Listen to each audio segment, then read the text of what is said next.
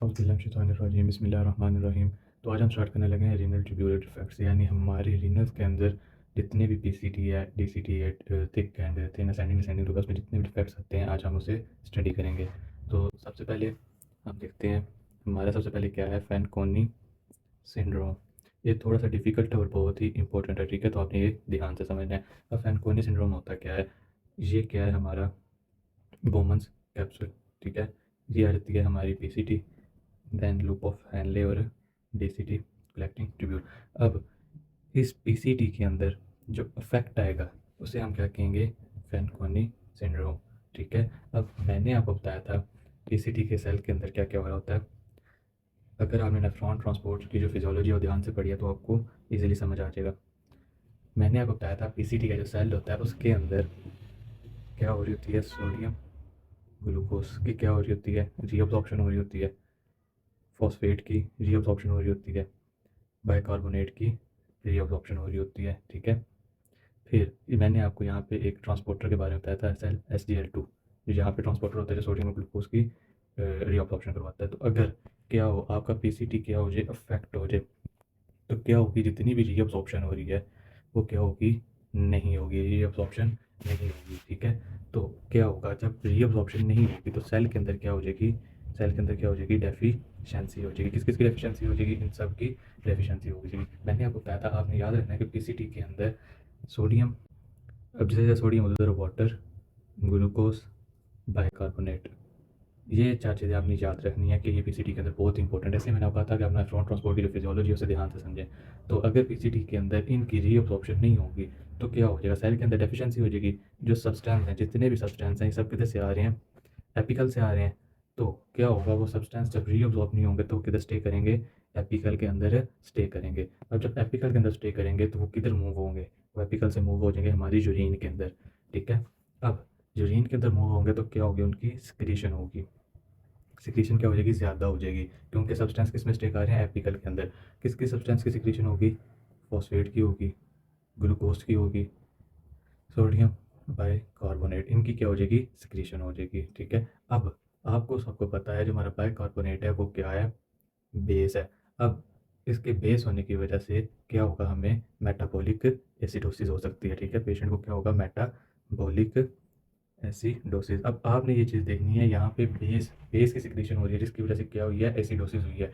अगर एसिड की होती तो पर्सन क्या होता है, अल्कलोसिस, लेकिन यहाँ पे क्या है, एसिडोसिस है। ये बात आपने याद रखनी है, ठीक है?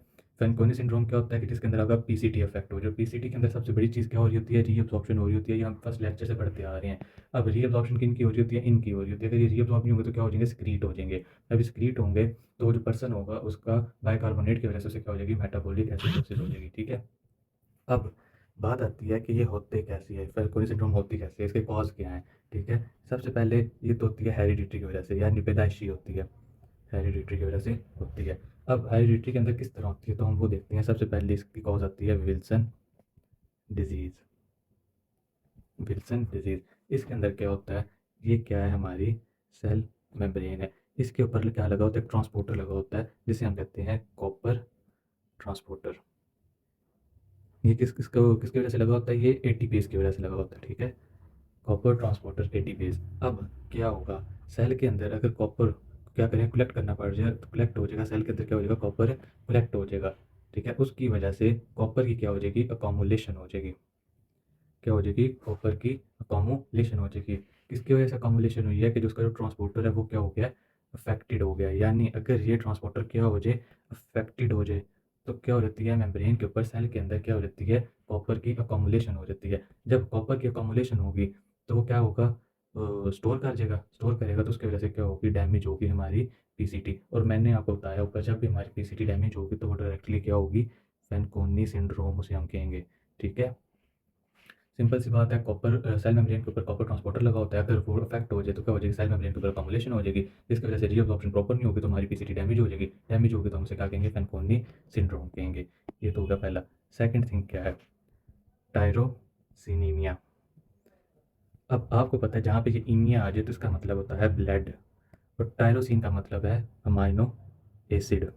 अब ब्लड के अंदर हमारा अमाइनो एसिड है वो क्या हो जाए, ज़्यादा हो जाए, उसकी क्वांटिटी ज़्यादा हो जाए तो क्या होगा, रीअब्ज़ॉर्प्शन है जो हमारी वो क्या हो जाएगी, रीअब्ज़ॉर्प्शन हमारी वो क्या हो जाएगी, अफ़ेक्टेड हो जाएगी। जब ये अफ़ेक्ट होगी तो क्या होगा, पीसीटी डैमेज होगा। पीसीटी जब डैमेज होगा तो हमें क्या होगा, फैनकोनी सिंड्रोम होगा। ठीक है, ये चीज़ें आपने याद रखनी है, छोटी-छोटी सी चीज़ें हैं। फिर तीसरी चीज़ क्या है, ग्लाइकोजन स्टोरेज डिसीज़। ठीक है, अब इसके अंदर क्या होता है, जो हमारा ग्लूकोज़ का मेटाबॉलिज़्म है, जो हमारा क्या है, ग्लूकोज़ का मेटाबॉलिज़्म है, वो क्या हो जाए, अफ़ेक्ट हो जाए। क्या हो जाए, अफ़ेक्ट हो जाए। अब जब वो अफ़ेक्ट होगा तो क्या हो जाएगी, एंज़ाइम जो होते हैं, एंज़ाइम होते हैं उनकी क्या हो जाएगी, डेफ़िशिएंसी हो जाएगी। जब डेफ़िशिएंसी होगी एंज़ाइम की तो वो अपना वर्क पूरा नहीं कर पाएँगे, जिसकी वजह से जो ग्लाइकोजन होते हैं उनकी ब्रेकडाउन स्टार्ट हो जाती है। और जब उनकी ब्रेकडाउन स्टार्ट होती है तो ग्लूकोज़ का जो लेवल होता है, ग्लूकोज़ का जो लेवल होता है वो क्या हो जाता है, इंक्रीज़ हो जाता है। अब आपको पता है जब हमारा थ्रेशोल्ड पॉइंट टच हो जाता है 200 का, तो जो हमारा हमें क्या स्टार्ट होता है, हमें क्या स्टार्ट होता है, हमें स्टार्ट होता है ग्लूकोज़ यूरिया स्टार्ट हो जाता है। ठीक है? ये चीज़ आपने याद रखनी है। जब ग्लूकोज़ का जो मेटाबॉलिज़्म है, रीअब्ज़ॉर्प्शन का जो मेथड है वो क्या हो जाए, अफ़ेक्ट हो जाए। तो अफ़ेक्ट क्यों होता है, एंज़ाइम की डेफ़िशिएंसी की वजह से, जिसकी वजह से ग्लूकोज़ का जो लेवल है वो एपिकल वाली साइड में क्या हो जाता है, ज़्यादा हो जाता है। जिसकी वजह से रीअब्ज़ॉर्प्शन प्रॉपर नहीं हो पाती, तो क्या हो जाता है, ग्लूकोज़ से यूरिया स्टार्ट हो जाता है। अब ग्लूकोज़ जब यूरिया स्टार्ट होगा तो हमारी पीसीटी अफ़ेक्ट हो जाएगी। जब अफ़ेक्ट होगी तो हम उसे क्या कहेंगे, फैनकोनी सिंड्रोम कहेंगे। ठीक है? ये बात आपने याद रखनी है। अब ये तो हो गया हेरिडिटरी की वजह से हो रहे हैं, यानी पैदाइशी तौर पे हो रहे हैं। अब हम पैथोलॉजिकली पढ़ते हैं कि किस डिज़ीज़ के थ्रू ये करते हैं। तो हम देखते हैं, हमारे पास आती है सबसे पहली कंडीशन इश्कीमिया की। अब आपको पता है इश्कीमिया के अंदर क्या होता है, हाइपोक्सिया होता है, ऑक्सीजन का लेवल डाउन हो जाता है। किसके अंदर, हम किडनी को स्टडी कर रहे हैं तो किसके अंदर, किडनी के अंदर ऑक्सीजन क्या हो जाएगी, कम हो जाएगी। इसकी वजह से पीसीटी है जो वो क्या हो जाएगी, डैमेज होगी। जब पीसीटी डैमेज होगी तो आपको पता है क्या हो जाता है, फैनकोनी सिंड्रोम हो जाता है। ठीक है, दूसरी चीज़ जो हमारे पास आती है वो है जी मल्टीपल मल्टीपल मायोलोमा। ये क्या होता है, ये बेसिकली होते हैं कैंसर सेल्स होते हैं। ठीक है, कौन से कैंसर सेल्स होते हैं, ये किधर होता है, ये होता है हमारा प्लाज्मा के अंदर। ठीक है, जब ये अकर होता है यानी ये होता है तो हम क्या कहते हैं, अब नॉर्मल प्लाज्मा सेल्स। अब ये अब नॉर्मल प्लाज्मा सेल्स करते क्या हैं, ये प्रोड्यूस करते हैं एम प्रोटीन को। ठीक है, ये प्रोटीन को प्रोड्यूस करते हैं बेसिकली, और वो प्रोटीन होती है एम प्रोटीन। जब एम प्रोटीन क्या होती है, प्रोड्यूस होती है तो वो क्या कर देती है, अकोमुलेट हो जाती है। अकोमुलेट होती है किसके अंदर, किडनी के अंदर। ये क्यों अकोमुलेट होती है, क्योंकि जो हमारा प्लाज्मा सेल है वो क्या है, अब नॉर्मल है, तो वो क्या हो रहा है, फ़िल्टर नहीं हो रहा है, जिसकी वजह से अकोमुलेशन हो रही है। पीछे मैंने आपको पढ़ाया था, जैसे हमारा जो कॉपर है वो अकोमुलेट होता है तो पीसीटी डैमेज कर देता है उसकी रीअब्ज़ॉर्प्शन को। तो सेम ऐसे ही जब हमारी एम प्रोटीन अकोमुलेट होगी तो क्या हो जाएगा, हमारी अब्जॉर्प्शन अफेक्ट होकर पीसीटी क्या हो जाएगी, डैमेज हो जाएगी, जिसकी वजह से हमें क्या हो जाएगा, फैनकोनी सिंड्रोम हो जाएगा हमें। ठीक है, तीसरी चीज़ है हमारे पास ड्रग्स। हमारे पास जो ड्रग्स होते हैं कैसे हमारी पीसीटी को अफेक्ट करती हैं, तो उन ड्रग्स को हम कहते हैं नेफ्रोटॉक्सिन्स। क्या होती हैं, हमारी किडनी के लिए टॉक्सिन्स होती हैं।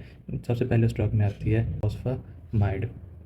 ये क्या करती है, ये जो हमारी ट्यूब्यूल्स होती हैं उनमें क्या कर देती है, टॉक्सिसिटी पैदा कर देती है। क्या कर देती है, टॉक्सिसिटी पैदा कर देती है, जिसकी वजह से हमारी जो रीअब्जॉर्प्शन होती है पीसीटी के अंदर और सिक्रीशन होती है वो क्या हो जाती है, इफेक्ट हो जाती है, और हमें क्या हो जाता है, फैनकोनी सिंड्रोम हो जाता है हमें। ठीक है, नेक्स्ट कौन सी ड्रग है, वो है सिस्प्लाटिन।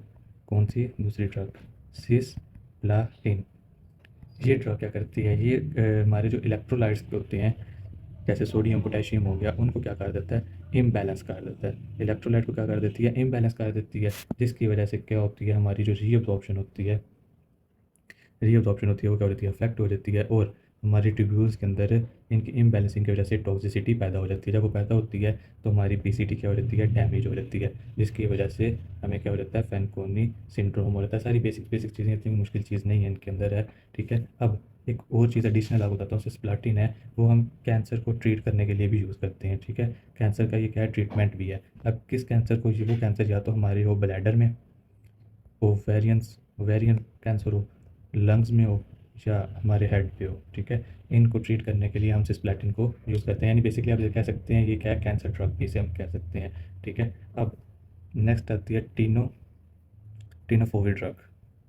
ये क्या करती है, बेसिकली ये ट्रीट करती है एचआईवी को, और हेपेटाइटिस बी को ट्रीट करती है। और इसका हमारी किडनी पे क्या इफेक्ट है, ये सेम इलेक्ट्रोलाइट्स और जो हमारे न्यूट्रिएंट्स होते हैं उनको क्या कर देती है, इम्बैलेंस कर देती है। अब पीसीटी के अंदर कुछ भी इम्बैलेंस होगा तो पीसीटी क्या हो जाएगी, अफेक्ट हो जाएगी, और जब अफेक्ट होगी तो हमें क्या होगा, फैनकोनी सिंड्रोम होगा। ठीक है, लास्ट नहीं आप कह सकते, ये भी इम्पोर्टेंट है कि अगर आप क्या यूज़ करें, टेट्रासाइक्लिन। अगर आप कोई भी एक्सपायर्ड ड्रग यूज़ करेंगे तो उसका लाजम कोई ना कोई इफेक्ट होगा, लेकिन यहाँ पे बुक में उसने स्पेशली टेट्रासाइक्लिन को लिखा हुआ है। तो एक्सपायर्ड अगर टेट्रासाइक्लिन आप यूज़ करते हैं तो वो क्या करेगा, आपकी ट्यूब्यूल्स के अंदर टॉक्सिसिटी पैदा करेगा। ट्यूब्यूल्स के अंदर टॉक्सिसिटी पैदा होगी तो क्या होगा, पीसीटी अफेक्ट हो जाएगा। लास्ट के अंदर जो आता है वो है जी हमारा लेड पॉइजनिंग। लेड पॉइजनिंग क्या है, जो हमारा लेड हम बेसिकली वो क्या होता है, मेटल्स होते हैं। ठीक है, जब पर्सन क्या करता है, ये इंपॉर्टेंट है, इसके अंदर एमसीक्यूज भी आता है, जब पर्सन है वो क्या करता है, कम्युलेट करता है या एक्सपोज करता है किसको, high level of lead. Lead मतलब डस्ट को, या कंटेमिनेटेड वाटर को, या किसको, लेड बेस्ड प्लांट्स को। इनके साथ क्या करता है, वो अपनी कंटेमिनेटेड करता है, कंटेमिनेट होता है तो क्या हो जाती है, हमारी पीसीटी अफेक्ट हो जाती है। पीसीटी अफेक्ट हो जाती है तो हमें क्या होता है, फैनकोनी सिंड्रोम हो जाता है। तो ये चीज़ें आपने याद रखनी है, सारी क्या है, इसकी कॉजेज़ हैं। अब हम देखते हैं इसके अंदर सिम्टम्स क्या आते हैं। क्या सिम्टम्स आते हैं कि हमें पता चलता है कि हमें क्या हो गया, फैनकोनी सिंड्रोम हो गया हमें। ठीक है, तो सबसे पहले जो पर्सन है उसकी किडनी है जो, उसके अंदर क्या होगी, रीअब्जॉर्प्शन में क्या आएगी, प्रॉब्लम आएगी। ठीक है, यानी जो रीअब्जॉर्प्शन है वो प्रॉपरली नहीं होगी। ठीक है, उसके अंदर क्या अफेक्ट आएगा। तो जब रीअब्जॉर्प्शन प्रॉपरली नहीं होगी तो जो अमाइनो एसिड्स हैं वो क्या हो जाएंगे, डिक्रीज हो जाएंगे, यानी अब्जॉर्ब नहीं हो पाएंगे। तो जिनकी वजह से पेशेंट, अगर वो पेशेंट क्या हो, आपके पास बेबी हो, बच्चा हो कोई, ठीक है, टीन एज या, और आप कह सकते हैं कि अंडर 18 हो या लेस दैन 10 हो, तो उसको क्या हो जाएगी, ग्रोथ रिट्राडेशन हो जाएगी। ठीक है, ग्रोथ रिट्राडेशन हो जाएगी उसको। है क्या होगा, अगर अमाइनो एसिड का लेवल क्या हो जाए, डिक्रीज़ हो जाए, जिसके रीज़न क्या है इसका, कि रीअब्जॉर्प्शन नहीं हो रही। तो अगर वो बच्चों के अंदर हो तो क्या होगी, उन्हें ग्रोथ रिट्राडेशन हो जाएगी। सेकंड चीज़ मैंने आपको बताया, अगर फॉस्फेट की रीअब्जॉर्प्शन ना हो तो फॉस्फेट किधर मूव करता है, हमारी यूरिन के अंदर मूव करता है। और आप सबको पता है जो फॉस्फेट है वो हमारी बोन्स किससे मिलकर बनी होती हैं, फॉस्फेट से मिलकर बनी होती हैं। बोन्स होती हैं वो किससे, फॉस्फेट और कैल्शियम से मिलकर बनी होती हैं। अब क्या होगा, अगर फॉस्फेट की ऑप्शन ही ना हो ब्लड के अंदर तो बोन्स तक वो नहीं पहुंच पाएंगे। तो बोन्स क्या हो जाएंगी, हमारी बोन्स रिकेट्स हो जाएंगी। बोन्स के अंदर क्या हो जाएगा, रिकेट्स हो जाएगा, या क्या हो जाएगा, ऑस्टियोपीनिया। ठीक है, बोन्स में ये दो चीज़ें हो जाती हैं, जिसकी वजह से क्या हो जाती है, हमारी जो बोन्स होती हैं वो क्या हो जाती हैं, वीकर हो जाती हैं। तो क्या अगर फॉस्फेट की डेफिशिएंसी हो जाए ब्लड के अंदर, रीअब्जॉर्प्शन ना हो, तो क्या हो जाता है, हमें रिकेट्स हो जाती हैं या ऑस्टियोपेनिया हो जाता है। ठीक है, अब तीसरा सिम्टम, मेन सिम्टम क्या है, कि वाटर की अगर रीअब्जॉर्प्शन ना हो, वाटर की क्या होगा, रीअब्जॉर्प्शन ना हो तो क्या होगा, वॉल्यूम डिप्लीशन होगा।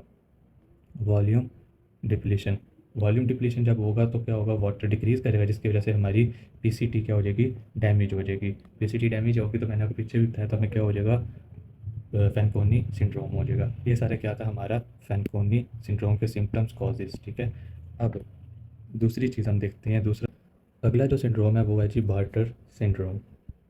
इसके बारे में आप पहले भी पढ़ चुके हैं, पीछे है। ये क्या करता है, डिफेक्ट करता है, कैसे डिफेक्ट करता है, आपकी थिक असेंडिंग लूप को। ठीक है, थिक असेंडिंग लूप को डिफेक्ट कर रहा है, ये बात आपने याद रखनी है।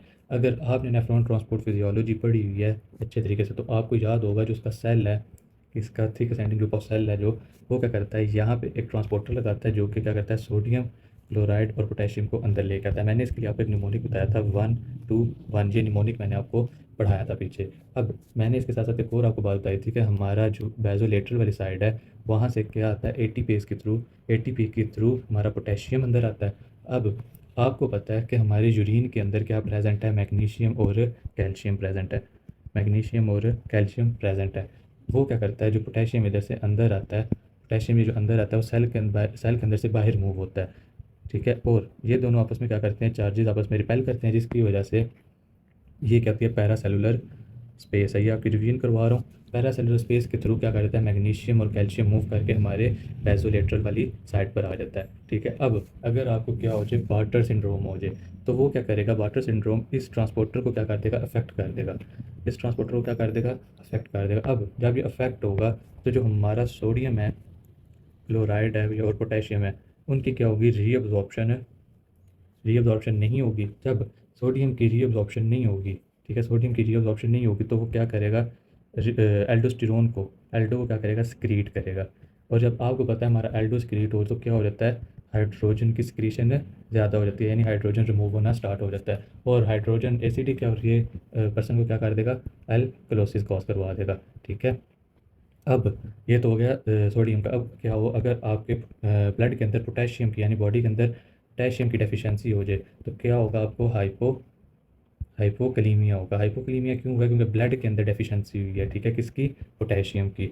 अब अगर आपका जो क्लोराइड है वो भी ना मूव करे, रीअब्जॉर्प्शन ना करवाए, तो क्या होगा, वो एपिकल के अंदर स्टे करेगा, और जब एपिकल के अंदर स्टे करेगा तो वो यूरिन के थ्रू मूव आउट होगा। अब जब यूरिन के थ्रू मूव आउट होगा तो उसे हम क्या कहेंगे? Hyper कैल्सी urea. उसे हम कहेंगे हाइपोकैल्सी यूरिया कहेंगे, ठीक है। अब ये जो चीज़ें हैं ये अंदर नहीं जा रही, रीअब्जॉर्प्शन नहीं हो रही, ठीक है। तो जो हमारा ये जो होगा पोटेशियम होगा, ये भी बाहर नहीं आ पाएगा, ठीक है, क्योंकि उसने बार्टर सिंड्रोम ने क्या किया, इसको पूरे सिस्टम को अफेक्ट कर दिया है। अब जब ये अंदर नहीं आ पाएगा तो जो हमारे मैग्नीशियम और कैल्शियम है उनकी जो रीअब्जॉर्प्शन है वो भी नहीं होगी, तो वो किसके अंदर स्टे करेंगे? वो स्टे करेंगे हमारी एपिकल मेम्ब्रेन के अंदर स्टे करेंगे। अब जो हमारा मैग्नीशियम है वो जब एपिकल के अंदर स्टे करेगा, एपिकल के अंदर स्टे करेगा, तो वो क्या हो जाएगा? हाइपो हाइपो मैग्नीशियम हाइपोमैग्नीशियम हो जाएगा, ठीक है। हमें क्या हो जाएगी? हाइपोमैग्नीशियम हो जाएगी। बेसिक सी चीज़ें हैं। क्या होगा कि ये इनहिबिट हुआ है, जिसकी वजह से अगर ये स्टे करेगा यूरिन के अंदर तो क्या हो जाएगी? हमें हमें हो जाएगा एल्कलोसिस हो जाएगा। उसकी रीज़न भी मैंने आपको बता दी है। पोटेशियम होगा तो हाइपोक्लीमिया होगा, ब्लड के अंदर वो रीअब्सॉर्ब भी नहीं हो रहा। Cl है तो क्या करेगा? हाइपर कैल्सीयूरिया कर देगा। मैग्नीशियम मूव ही नहीं करेगा, तो मैग्नीशियम की वजह से क्या हो जाएगी? हाइपोमैग्नीशियम हो जाएगी। यहाँ पे भी सेम कंडीशन आ जाती है, कैल्शियम की भी क्लोराइड सेम चीज़ आ जाएगी, ठीक है। ये था हमारा बार्टर सिंड्रोम। अब बार्टर सिंड्रोम बार्टर जो सिंड्रोम है वो होता कैसे है? वो होता है जी ऑटो, उसके कॉजेज़ में ये हम पढ़ रहे हैं, ये होता है ऑटोसोमल रिसेसिव डिजीज़ है ये क्या है? ऑटोसोमल रिसेसिव डिजीज़ है। अब ये क्या होती है? रिसेसिव का क्या मतलब है? जब यानी ये क्या है? बेसिकली जेनेटिक डिसऑर्डर है, ठीक है। ये बात आपने याद रखनी है, ये क्या है? जेनेटिक डिसऑर्डर है। अगर क्या हो, दो कॉपीज़ हों किसकी? अब नॉर्मल जीन की। अब नॉर्मल जीन की क्या हो? दो कॉपीज़ हों, तो उनके अंदर से क्या होगा? वन ऑफ जीन क्या हो जाएगी? लीड करेगी किसकी तरफ? मैनिफेस्टेशन की तरफ क्या कर देगी? लीड करेगी। यानी एक जीन भी ये बार्टर सिंड्रोम कॉज करवा सकती है, ठीक है। ये बात आपने याद रखनी है कि ये क्या है? ये ऑटोसोमल रिसेसिव डिजीज़ है, यानी बेसिकली ये जेनेटिक डिसऑर्डर है, ठीक है। अब सिम्टम्स देखते हैं हम, इसके सिम्टम्स क्या हैं। मैंने जब आपको पढ़ाया था, इसका सेल पढ़ाया था डिटेल के अंदर, तो मैंने आपको बताया था अगर हम पेशेंट को क्या दे दें? लूप डायूरेटिक्स दे दें, तो वो क्या करेगा? इस ट्रांसपोर्टर को इनहिबिट करेगा। तो जब ये ट्रांसपोर्टर इनहिबिट होगा तो सेम बार्टर सिंड्रोम की कंडीशन है, क्या होगी? अप्लाइड होगी। तो इसके सिम्टम्स में भी यही आता है कि ये क्या है? सिमिलर है किसके? लूप डायूरेटिक्स के। अगर आप लूप डायूरेटिक्स देंगे तो ऊपर जितनी भी हमने कंडीशंस पढ़ी हैं वो आपके पेशेंट को हो सकती हैं। लूप डायूरेटिक्स का फंक्शन क्या है? ये इनहिबिट कर देती हैं किससे? सोडियम क्लोराइड और पोटेशियम को इनहिबिट कर देती हैं। इनका लूप डायूरेटिक्स का और जो बार्टर सिंड्रोम है, बार्टर का क्या है? मैकेनिज्म सेम है, ठीक है। अब तीसरा सिंड्रोम जो पढ़ाया हुआ है वो है जी हमारा जीटलमैन सिंड्रोम। जीटलमैन सिंड्रोम जीटलमैन सिंड्रोम क्या करता है? अफेक्ट करता है किसे? डीसीटी को अफेक्ट करता है। Affect on DCT. अब अगेन अगर आपने डीसीटी को गौर से पढ़ा तो आपको उसका सेल याद होगा। उसके अंदर हमने पढ़ा था कि हमारा जो सोडियम और क्लोराइड है वो क्या करता है? इनसाइड आता है सेल के अंदर, ठीक है। क्लोराइड की क्या हो जाती है? डिफ्यूजन होती है। और यहाँ पे एक मैंने हार्मोन पढ़ाया था आपको, पीटीएच हार्मोन। वो क्या करता है? वो मैग्नीशियम का क्या बनाता है? चैनल बनाता है, जिसके से मैग्नीशियम अंदर आता है, मैग्नीशियम चैनल बनता है। और क्या होता है जी? यही पीटीएच क्या बनाता है? कैल्शियम का चैनल बनाता है, जिसकी वजह से कैल्शियम अंदर आता है, रीअब्सॉर्ब होता है। अब जब सोडियम और क्लोराइड अंदर आते हैं तो हमारे ब्लड से क्या आ जाता है? सोडियम भी आ जाता है, और कैल्शियम जो यहाँ से आया होता है वो रिमूव हो जाता है, क्योंकि कैल्शियम क्या हो जाती है? एक्सेस हो जाती है सेल के अंदर, तो उसकी रीअब्सॉर्प्शन हो जाती है। ये आपको मैंने जस्ट जनरल वो क्या करवाया? इंट्रो करवाया किसका? डीसीटी सेल का। अब जब आपका डीसीटी सेल अफेक्ट होगा तो वो क्या करेगा? इस रिसेप्टर को इनहिबिट कर देगा, यानी इस रिसेप्टर के अंदर क्या करवा देगा?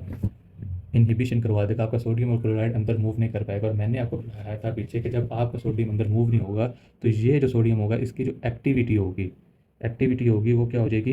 इंक्रीज़ हो जाएगी। अब एक साइड पे सोडियम की एक्टिविटी इंक्रीज़ हो रही है, सोडियम ज़्यादा सेल के अंदर आ रहा है, तो दूसरी साइड पे क्या होगा? कैल्शियम की रीअब्जॉर्प्शन ज़्यादा हो जाएगी, किसके अंदर? ब्लड के अंदर। ये सारी बातें हमने पीछे पढ़ी हैं, ठीक है। अब जब सोडियम की रीअब्जॉर्प्शन ज़्यादा होगी तो क्या होगा? आपका जो पेशेंट होगा, अगर उसको क्या हो गया? जीटलमैन सिंड्रोम हो गया, तो क्या होगा? उसके अंदर NaCl की क्या हो जाएगी? डेफिशिएंसी हो जाएगी, यानी NaCl क्या होगा? उसका डिफेक्ट हुआ है, जिसकी वजह से इसकी क्या होगी है?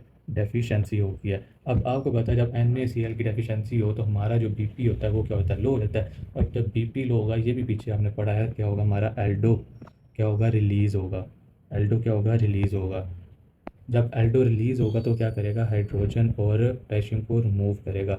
हाइड्रोजन जब रिमूव होगा तो क्या होगी, अल्कलोसिस होगी। और जब पोटेशियम रिमूव करेगा यूरिन के अंदर तो क्या हो जाएगी, हमें हाइपोकलीमिया हो जाएगा। ठीक है, ये बात आपने याद रखनी है। अब यहाँ पे क्या हो रहा है, आपको हाइपोकैल्सीयूरिया भी हो रहा है, क्योंकि यहाँ पे क्या होगा, सी ए की जो रीअब्जॉर्प्शन थी वो क्या होगी है, ज़्यादा हो गई है किसके अंदर, ब्लड के अंदर। ठीक है, हाइपोकैल्सीयूरिया क्यों हुआ है, क्योंकि सी ए की क्या थी, रीअब्जॉर्प्शन थी, वो क्या हो गई है, ज़्यादा हो गई है किसके अंदर, ब्लड के अंदर। अब यूरिन के अंदर क्या होगा, यूरिन के अंदर जो हमारा कैल्शियम है वो क्या हो जाएगा, लो हो जाएगा, जिसकी वजह से आपको ये कंडीशन है आ सकती है हाइपोकैल्सीयूरिया की। अब हम इसके सिम्टम्स देखते हैं। सिम्टम्स मैंने आपको पढ़ाया था जब ये साल, तो यहाँ पे एक इनहिबिटर पढ़ाया था, थायाजाइड डायूरेटिक्स। ये क्या करता था, इनहिबिटर इसकी डेफिशिएंसी करवाता था, यानी इस ट्रांसपोर्टर को इनहिबिट करवाता था। ठीक है, क्या करवाता था, इनहिबिट करवाता था। और जिटलमैन सिंड्रोम भी क्या कह रहा है, इस ट्रांसपोर्टर को अफेक्ट कर रहा है। तो जो इसके सिम्टम्स होंगे वो सेम होंगे। थायराइड डायरेटिक भी क्या करवा रहा था, इसको ट्रांसपोर्टर को अफेक्ट करवा रहा था, इसकी वजह से इस जो Na था उसकी क्या हो रही थी, एक्टिविटी इंक्रीज़ हो रही थी, और कैल्शियम की रीअब्जॉर्प्शन ब्लड में ज़्यादा हो रही थी। तो सेम यही क्या होगा इसका सिम्टम, कि क्या होगा, सिमिलर होगा, similar to thiazide diuretics. Thiazide diuretics. और ये रिटर्न सिंड्रोम में होता कैसे है, तो ये भी क्या है, ऑटोसोमल रिसेसिव है। ठीक है, जेनेटिक डिसऑर्डर और ऑटोसोमल रिसेसिव के बारे में मैंने आपको पीछे पढ़ा दिया है। अगला सिंड्रोम देखते हैं। अगला सिंड्रोम है हमारा लिडल सिंड्रोम। अगर तो आपने नेफ्रॉन ट्रांसपोर्ट फिजियोलॉजी पढ़ी है तो जितने भी ये सिंड्रोम्स हैं आपके लिए बहुत ईजी होंगे। अब लिडल सिंड्रोम क्या करता है, थोड़ी चेंजमेंट करता है। ये क्या करता है, जितने भी इसके रिसेप्टर्स हैं, जितने भी इसके रिसेप्टर्स हैं उनकी क्या कर देता है, एक्टिविटी को ज़्यादा कर देता है, यानी म्यूटेशन कॉज करवाता है। क्या करता है, म्यूटेशन।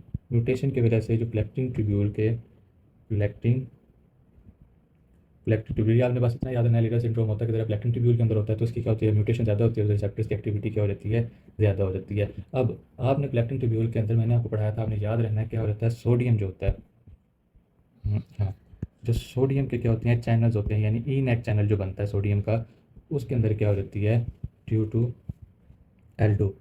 आपने कलेक्टिंग ट्यूब्यूल अगर ध्यान से पढ़ा तो आपको पता होगा जो एल्डोस्टेरोन है वो क्या है, मेन ट्रांसपोर्टर है, मेन रिसेप्टर्स है, जो ये तीन चार चीज़ें करता है। एक तो वो ई नेक चैनल बनाता है। ठीक है, जब ई नेक चैनल क्या हो जाएगी, इसकी ई नेक चैनल की जो एक्टिविटी ज़्यादा होगी तो क्या होगा, वो डिग्रेड नहीं होगा, डिग्रेड नहीं होगा, उसकी डिग्रेडेशन नहीं होगी। तो जब म्यूटेशन होगी तो क्या होगा,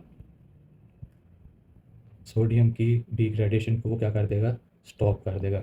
सोडियम की डिग्रेडेशन को स्टॉप करेगा तो सोडियम क्या होगा, ज़्यादा से ज़्यादा रीअब्जॉर्ब होना स्टार्ट हो जाएगा। किसके अंदर, कलेक्टिंग ट्यूब्यूल के अंदर। कलेक्टिंग ट्यूब्यूल के अंदर क्या करेगा, ज़्यादा से ज़्यादा रीअब्जॉर्ब होना स्टार्ट हो जाएगा। अब अगर हम इसके सिम्टम्स देखें लिटल सिंड्रोम के, तो वो सिम्टम्स क्या हैं, हाइपर एल्डोस्टेरोनिज्म, यानी मेन कलेक्टिंग ट्यूब्यूल के अंदर रिसेप्टर क्या आता है, एल्डो का। अगर एल्डो की म्यूटेशन हो जाए तो उसके सिम्टम्स क्या होंगे, हाइपर एल्डोस्टेरोनिज्म के होंगे। यानी अगर एल्डो क्या हो जाए, एक्टिविटी अपनी ज़्यादा कर दे तो सबसे पहले क्या होगा, सोडियम की रीअब्जॉर्प्शन ज़्यादा होगी, एल्डो का जो फर्स्ट काम था। सेकंड काम क्या था, ये पोटेशियम को रिमूव करवा रहा था यूरिन के अंदर, तो इसकी भी एक्टिविटी ज़्यादा हो जाएगी। अब जब सोडियम की एक्टिविटी ज़्यादा होगी तो हम क्या कहेंगे, क्या हो गया, पेशेंट को हाइपर टेंशन हो गई है। अगर पोटेशियम की ज़्यादा होगी तो हम कहेंगे पेशेंट को क्या हो गया, हाइपोकलीमिया हो गया। तीसरा एल्डोस्टेरोन जो मेन इंपॉर्टेंट काम कर रहा था वो कर रहा था मेटाबॉलिक अल्कलोसिस कर रहा था, मेटाबॉलिक अल्कलोसिस। मेटाबॉलिक अल्कलोसिस को मैंने बहुत अच्छे तरीके से आपको अल्फ़ा इंटरकलेटेड सेल के अंदर पढ़ाया है। इसमें क्या होता है, हाइड्रोजन की क्या करवा रहा था, रिमूवल करवा रहा था। अगर दफ़ा मैं आपको वो थ्रू करवाता हूँ, हाइड्रोजन की रिमूवल कैसे हो रही थी, जो हमारी एपिकल थी मेम्ब्रेन थी वो क्या हो गई थी, नेगेटिव चार्ज हो गई थी। ठीक है, नेगेटिव चार्ज हो, जब वो हाइड्रोजन एटीपेज के थ्रू हाइड्रोजन बाहर आ रहा था हमारा, तो क्या करवा रहा था, ये एसिडिटी करवा रहा था। ठीक है, जिसकी वजह से हमें क्या हो रही थी, मेटाबॉलिक अल्कलोसिस हो रही थी। तो ये सारा कुछ आपका रिपीट ही हुआ, इतनी डिफिकल्ट चीज़ नहीं थी। अब लिडल सिंड्रोम होता कैसे है, ये क्या है, ये ऑटोसोमल डोमिनेंट है। पीछे तो हमने जितना पढ़ा वो रिसेसिव के बारे में पढ़ा है, लेकिन ये क्या है, डोमिनेंट डिजीज़ है। डोमिनेंट मतलब कैसे है कि अगर पर्सन क्या हो जाए, पर्सन के क्या हो जाए, जीन की म्यूटेशन हो जाए। जीन की म्यूटेशन हो जाए तो वो एक पर्सन से ही वो डिजीज़ कॉज हो सकती है, या तो वो मदर से हो जाएगी या वो क्या हो जाएगी, फादर से। यानी इन दोनों में किसी भी एक जीन से ये डिजीज़ कॉज हो सकती है। हम इसलिए हमसे कहते हैं ऑटोसोमल डोमिनेंट डिजीज़, क्योंकि इसके अंदर जीन की क्या हो रही है, म्यूटेशन हो रही होती है। ठीक है, ये बहुत ईजी था सारा कुछ। लास्ट सिंड्रोम है जो हमारा, वो भी बहुत इंपॉर्टेंट सिंड्रोम है। इस सिंड्रोम को हम एक निमोनिक से पढ़ते हैं। निमोनिक्स, वो निमोनिक क्या है, SAME, सेम। आप इस सेम से ये इसको याद रख सकते हैं, तो इसका नाम लिखते हैं syndrome, syndrome of apparent minor mineralocorticoid, mineralocorticoid excess. यानी आप सेम से इसे क्या कर सकते हैं, याद कर सकते हैं। ये सिंड्रोम है किसका, अपेरेंट का, यानी ज़ाहिर होने का। मिनरेलोकोर्टिसाइड किसे कहते हैं, हम एल्डो को कहते हैं। यानी हमें ज़ाहिरी क्या लग रहा होता है, जो हमारा एल्डो है वो क्या हो गया, एक्सेस हो गया। यानी हमें लगता है जो हमारा एल्डो है वो क्या हो गया, एक्सेस हो गया, लेकिन हकीकत में ये एक्सेस नहीं होता। हकीकत में क्या एक्सेस होता है, हमारी कॉर्टिसोल एक्सेस होती है। ठीक है, ये चीज़ आपने याद रखनी है कि हमें इस सिंड्रोम में लगता यही है कि हमारा एल्डो एक्सेस हो गया, लेकिन एल्डो एक्सेस नहीं होता। जो एक्सेस होता है वो होती है हमारी कॉर्टिसोल होती है। अब किडनी के अंदर एक बहुत ही इंपॉर्टेंट एंजाइम होता है। उस एंजाइम का नाम है 11 beta hydro hydroxy steroid dehydrogenase, dehydrogenase. ये जो एंजाइम है ये किधर प्रेजेंट होता है, आपकी किडनी के अंदर प्रेजेंट होता है। अब जो हमारा कॉर्टिसोल है वो जो हमारा कॉर्टिसोल है वो क्या होता है, एक्टिव फॉर्म में होता है। ठीक है, ये एक्टिव एल्डो रिसेप्टर है। लेकिन कॉर्टिसोल चेंज होता है किसमें, कॉर्टिसोन में। और कॉर्टिसोन क्या है, इनएक्टिव। मैं इधर आपको समझाता हूँ। ये क्या है हमारा कॉर्टिसोल, जो क्या है एल्डो एक्टिव फॉर्म में है। ये चेंज होता है किसमें, कॉर्टिसोन के अंदर, यानी अपने छोटे भाई के अंदर चेंज होता है, जो क्या है इनएक्टिव है। यानी उसने एल्डो के ऊपर कोई रिएक्ट नहीं करना। अब जो ये जो चेंजमेंट हो रही है, ये चेंजमेंट होती है alpha 11 beta hydroxy steroid dehydrogenase enzyme के थ्रू ये चेंजमेंट हो रही है। अगर किडनी में क्या हो जाए, इस एंजाइम की क्या हो जाए, डेफिशिएंसी हो जाए। अगर डेफिशिएंसी हो जाए तो ये चेंजमेंट नहीं होगी, जिसकी वजह से हमारा जो कॉर्टिसोल का लेवल होगा वो क्या हो जाएगा, बहुत ज़्यादा हाई हो जाएगा। ठीक है, अब जब कॉर्टिसोल का लेवल बहुत ज़्यादा हाई होगा तो उसके हम साइड इफ़ेक्ट देख सकते हैं। साइड इफ़ेक्ट क्या होंगे, अब मैंने आपको पढ़ाया कि जो कॉर्टिसोल है वो क्या है, एल्डो का रिसेप्टर है। तो आप क्या कहेंगे, कॉर्टिसोल ज़्यादा होगा तो एल्डो भी ज़्यादा हो गया। अब मैंने अभी आपको लिटल सिंड्रोम में पढ़ाया कि जब हमारा एल्डो ज़्यादा होगा तो क्या होगा, सोडियम की रीअब्जॉर्प्शन ज़्यादा होगी, जिसकी वजह से क्या होगी, हाइपर टेंशन होगी।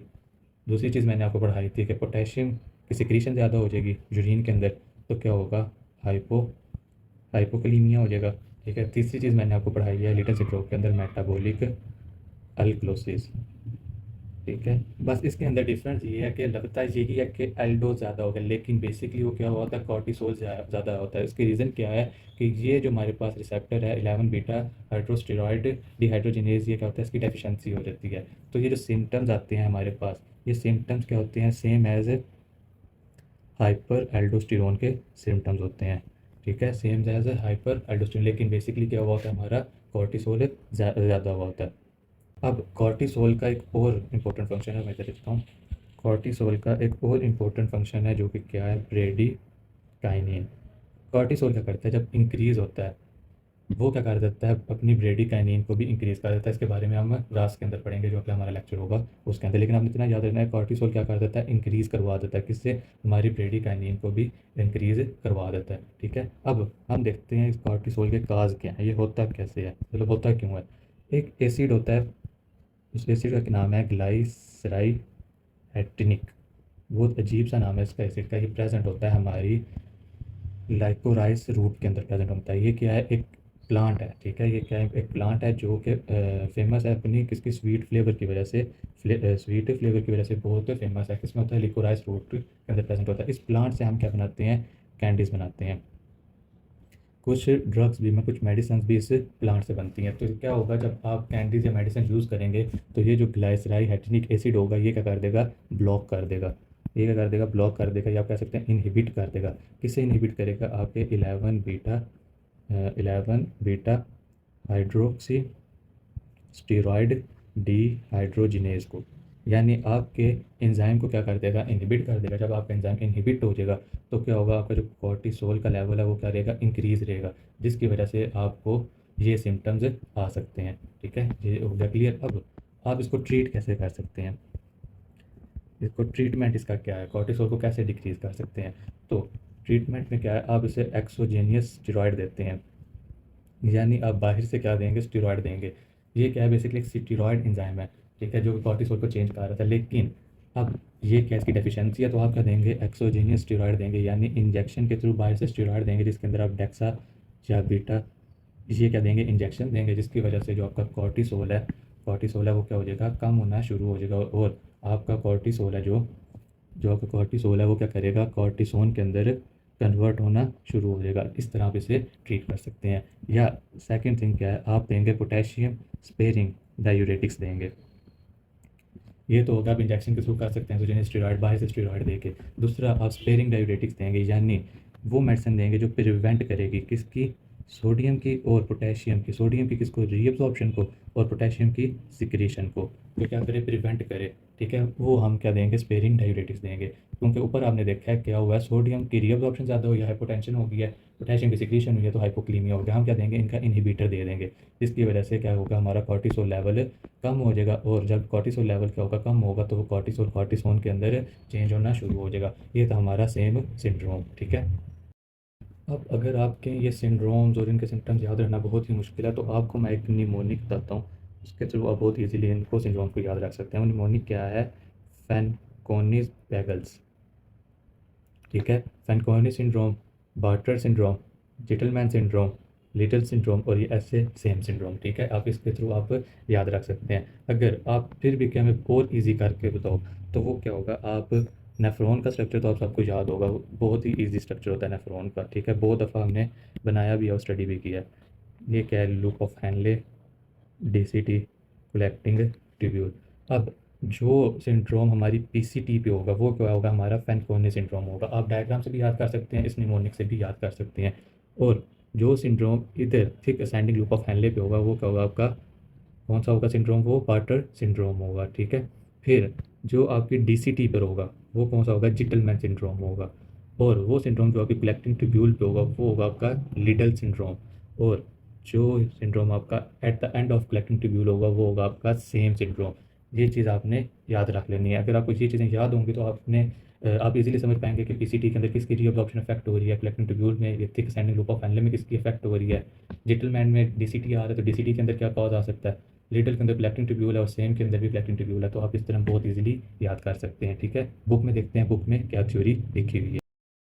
ये आज हमने पढ़े हैं जी सारा, कौन सा, रीनल ट्यूबुलर डिफेक्ट्स को। ये उसका निमोनिक लिखा हुआ है, डायग्राम आप इसको थ्रू याद कर सकते हैं। फैनकोनी सिंड्रोम सबसे पहले पढ़ा है, उसके अंदर हमने पीसीटी के इफेक्ट के बारे में पढ़ा है, एक्सक्रीशन पढ़ी है, रीअब्जॉर्प्शन पढ़ी है, ठीक है। इफेक्ट्स मैंने आपको बताया, एल्क्लोसिस की वजह से होता है, फॉस्फेट की वजह से होता है, हाइपोक्लीमिया की होता है। कॉजेज आप इसके दे सकते हैं, जो हेरिडिटरी हैं वो मैंने आपको पढ़ा दिए, ट्रांसोमिया, विल्सन, ग्लूकोज, ठीक है। फिर सेकंड जो थे उसको कहते हैं पैथोलॉजिकली, वो भी मैंने आपको पढ़ा दिया है, इश्केमिया, मल्टीपल माइलोमा, ड्रग्स, सिस्प्लाटिन इसमें इंपॉर्टेंट ड्रग थी, जो कि होती है कैंसर ड्रग होती है, एक्सपायर्ड टेट्रासाइक्लिन, और लेड पॉइजनिंग, ये भी बहुत इंपॉर्टेंट था, ठीक है। इसका मैंने आपको नोट्स को जो मैंने आपको पढ़ाया, वो भी आपको बता दिया कि इसको मतलब क्या अफेक्ट आता है। तो ग्रोथ रिटार्डेशन आती है, अगर बेबी हो तो उसकी ग्रोथ रिटार्डेशन होगी, उसमें क्या हो जाएगा, रिकेट हो जाएगी, या ऑस्टियोपेनिया, यानी आपकी बोन्स होंगी वो वीक हो जाएंगी। वॉल्यूम डिप्लीशन हो जाती है, यानी H2O लेवल कम हो जाता है। बार्टर सिंड्रोम मैंने आपको पढ़ाया, जिससे असेंडिंग लूप ऑफ हैनले में तो उसने इफेक्ट किया इस सब को। इसमें क्या हो गया, क्लोसिस हो गया, हाइपोक्लीमिया हो गया, हाइपरकैल्सीजूरिया हो गया, ठीक है। ये मैंने नोट्स के अंदर आपको पढ़ा दिया, हाइपर और हाइपो का, ठीक है, हाइपो कब हुआ और हाइपर कब हुआ, ठीक है। ये चीज़ आपने देख लेनी है। फिर ये क्या थी, ऑटोसोमल रिसेसिव डिजीज थी, यानी जेनेटिक डिसऑर्डर था, ये भी मैंने आपको बताया कैसे होता है। और इसके जो सिम्टम्स थे, उसका थी लूप डायूरेटिक्स जैसे सिमिलर थे। जिटल मैंने का बताया, वो डीसीटी के अंदर होता है, डीसीटी के अंदर मेटाबॉलिक एल्कलोसिस कॉज करता है। इसके सिम्टम्स है जो मैग्नीशियम होता है, हाइपोमैग्नीशियम होता है, हाइपोकैलीमिया होता है, हाइपोकैल्सीयूरिया होता है। अगेन ये ऑटोसोमल थी, इसके अंदर क्या था, सिमिलर टू थायरॉइड डायरेटिक्स था, ठीक है। फिर लिटल सिंड्रोम को मैंने पढ़ाया। लिटल सिंड्रोम के अंदर मैंने आपको कलेक्टिंग ट्यूब्यूल्स का बेसिकली बताया कि ये किधर होता है, कलेक्टिंग ट्यूब्यूल के अंदर होता है। मेटाबॉलिक एल्कलोसिस होती है, वो होती है अल्फा इंटरकलेटेड सेल्स के अंदर, मैंने आपको पढ़ाया हुआ है, अगर आप ऊपर जाके देखेंगे।